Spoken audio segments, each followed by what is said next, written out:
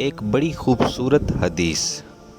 رسول کریم صلی اللہ علیہ وآلہ وسلم نے فرمایا، رب فرماتا ہے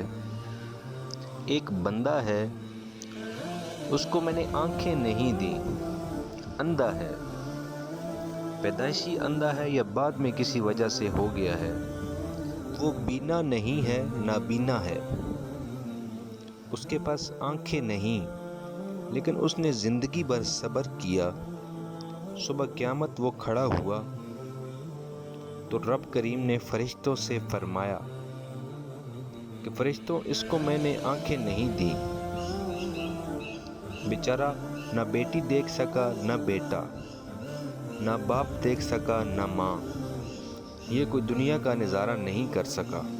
تو تم بتاؤ اس کا اجر کیا ہے؟ تو فرشتے کہتے ہیں مولا جنت کا اعلیٰ درجہ دے دیں، اللہ اسے بے حساب بخش دیں، یا اللہ اس پر رحمتوں کے دروازے کھول دیں، یا اللہ اس کو نواز دے۔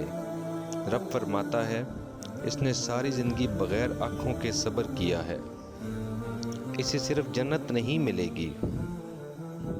بلکہ آج اسے اس کا رب